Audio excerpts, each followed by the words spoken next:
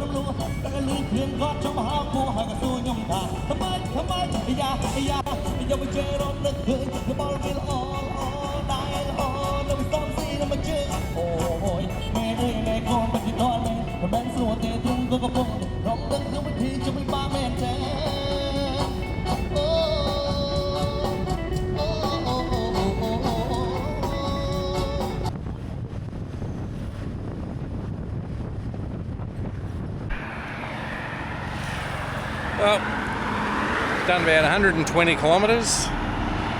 Ass is killing me, so I stopped for a bit of a break. So still got a fair bit to go, so not a problem. Been pretty easy. Just thought I had a bug in my ear. Not hard to do when you got the visor up all the time. Yeah, anyway, so been pretty easy. No dramas along the way, it's just getting out of the city centre. Whoops, getting out of the city itself. That was uneventful. I actually seen my first actual real road rage. Hey! Kids saying hello. Yeah, and it was hilarious. Car come up behind me really quick. I mean, we're in the city itself and he just comes zip and toot, toot, toot, toot, toot. Not just one toot, but he just continually done it. So I moved over, yeah, when I could, because I was in the left-hand lane in the centre, and there was nowhere for him to go except because there was a car in front of me. So he went barreling straight up to him and started tooting him. Well, you know, oh, this ain't going to end well. It's the first time I've actually seen someone being so aggressive like that. Yeah, you get the toot where people just come up behind you and say, yeah, you move over slowly, but this one, yeah, so the Prius just, well, what was it, Volkswagen Golf I think it was, and the car in front of the Golfie, we'll say, was a Prius. I thought he was going to do a lefty from the centre, but no. Well, he was, but no, he actually stopped, and the other car, the aggressive driver, just sat there and just started toot, toot, toot, toot, toot like crazy at him. So the Prius just went straight ahead. And then when there was enough gap, the car behind, the aggressive guy, he barged over to the right and tried to go around him, but the Prius wouldn't let him. I thought, oh, I'll back off here and just watch this. Wasn't much traffic around just after about 6:20. And yeah, so I think a few words were exchanged when they got up to the next intersection where I think the Prius really needed to turn left, but the other guy was just hands on the wheel, sternly looking straight ahead. So that's the first time I've ever seen something like that here at all. Yeah, I'd just say it does happen, but not to the extent where, yeah, the Western style of road raging does get out of hand far too often with entitlement. But here, you don't really see a great deal of it. Anyway, as I said, I'm taking a rest break, and I've still got to go and by mine, 3.5 hours to go to summary up. All right, till then, catch ya.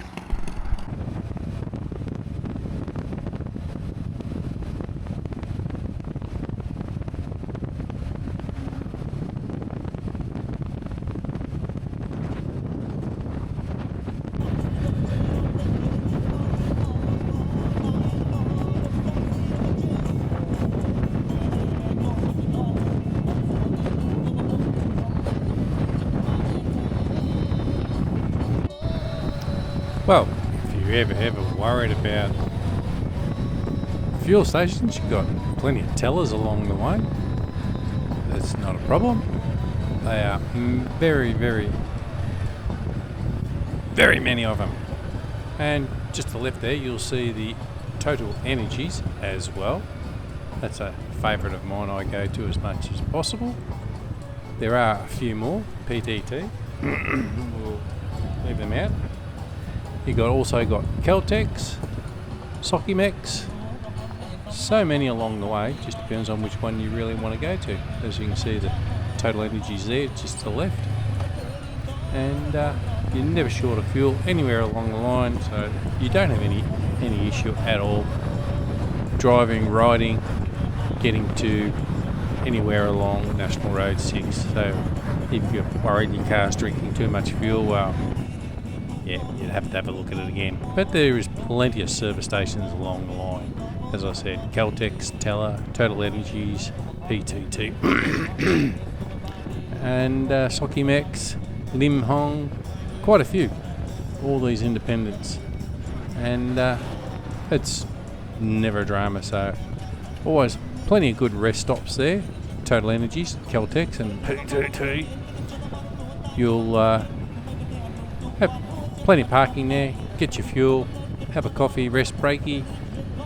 Some of the others, you get Amazon there and so forth. They are getting more and more along National Road 6. As I said, this still looks pretty good, so I'm enjoying this this nice little ride. Anyway, enough of me waffling on.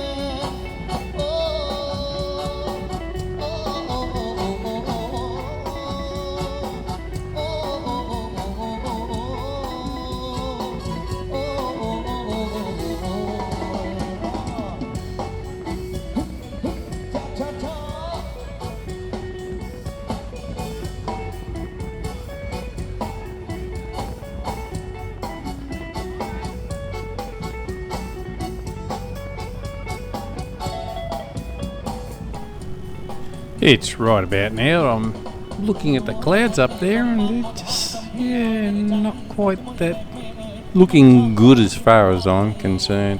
I thought they would hang out a little bit longer. I've travelled quite a fair distance. I did stop not long ago. Didn't record that. I just got in, talked to the missus. She was on her way. And they were at their little rest break. And I'd finished my second break. So this is my end run. So I thought it will get a little bit further on. It does start to look pretty yucko. As I said, plenty of tellers along the way. And I end up getting absolutely drenched. So that's why I turned the camera off.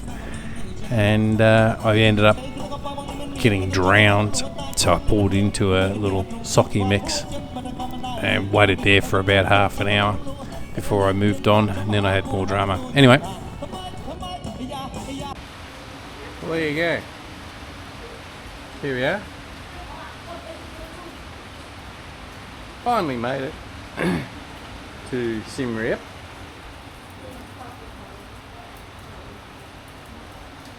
Wonderful, just walking around, trying not to get wet. You get that? Wet.